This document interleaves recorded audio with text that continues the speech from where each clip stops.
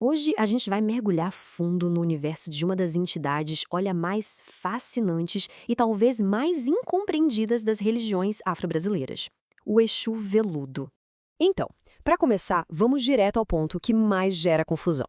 Aquela ideia de que Exu é uma figura do mal, uma espécie de diabo. Pois é, a verdade é muito, mas muito mais interessante que isso. A questão é essa: estamos falando de um demônio ou de um diplomata? Para a gente poder entender o Exu veludo, primeiro é preciso deixar uma coisa bem clara. Exu não é sinônimo de maldade. Muito pelo contrário, ele é o grande mensageiro, aquele que conecta os mundos. É a força que garante que a justiça e o equilíbrio cósmico, a lei do retorno, aconteçam. Sem ele, nada funciona. Ok, com isso esclarecido, agora sim podemos focar na figura específica da nossa conversa de hoje. Vamos conhecer o Exu Veludo, um espírito que se destaca não pelo barulho, mas por uma sofisticação e uma autoridade bem silenciosas.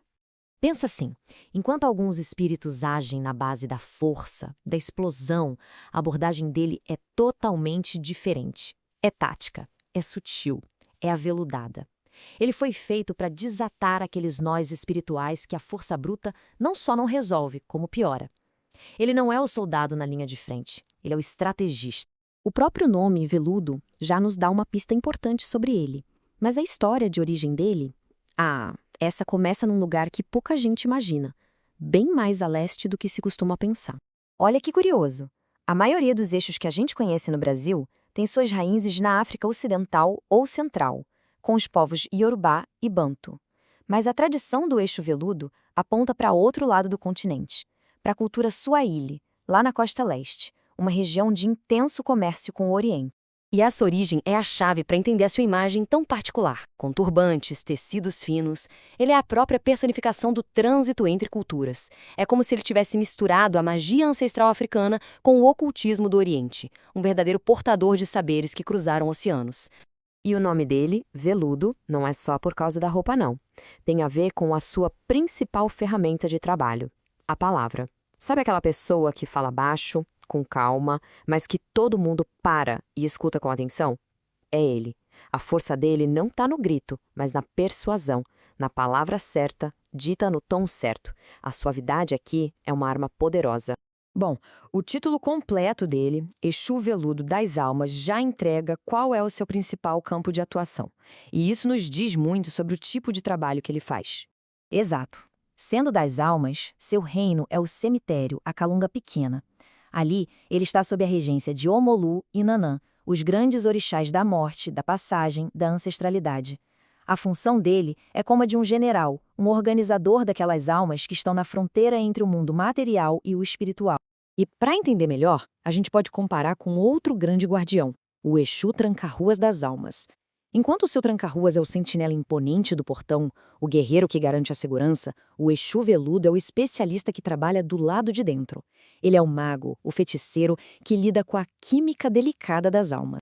É exatamente nesse trabalho de especialista que a sua fama como um mestre da magia se constrói. E as ferramentas que ele usa são tão sutis quanto o seu poder. Ele é famosíssimo pela habilidade de literalmente descosturar feitiços e maldições. Em vez de quebrar na marra, ele age com a precisão de um cirurgião. Isola a energia negativa, vai desfazendo a trama fio por fio e depois costura o campo da pessoa para protegê-la. É um trabalho de mestre artesão. A diferença de método é gritante, né?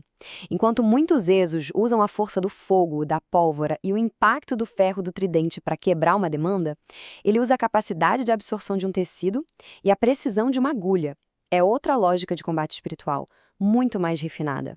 E claro, toda essa sofisticação aparece também nas suas oferendas. Não é qualquer bebida, não é qualquer fumo. É preciso ter qualidade, um bom uísque, um bom charuto. Os elementos precisam estar em sintonia com essa vibração aristocrática, em sinal de respeito.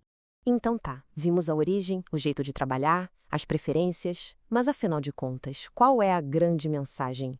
O que esse espírito elegante do cemitério representa de verdade? Aqui está o pulo do gato. Ele atua no domínio de Omolu, o orixá da terra, da morte, do fim dos ciclos. Mas ele traz consigo a vibração de Oxum, a orixá do amor, da diplomacia, das águas doces que contornam obstáculos. Ele é a fusão dessas duas forças que à primeira vista parecem totalmente opostas. Essa imagem é de uma beleza, pensa nisso. Ele é a água doce e gentil de Oxum, que lava a lápide rígida e fria de Omolu. Ele é a diplomacia no meio do caos, a cura que chega durante o luto, o consolo que consegue suavizar a dor da perda. No fim, a lição dele é essa. Exu Veludo é o diplomata do pós-vida. Uma força que nos prova que poder não é sinônimo de barulho. Às vezes, o verdadeiro poder é silencioso, estratégico e eficaz, como o veludo. E isso deixa a gente com uma última reflexão.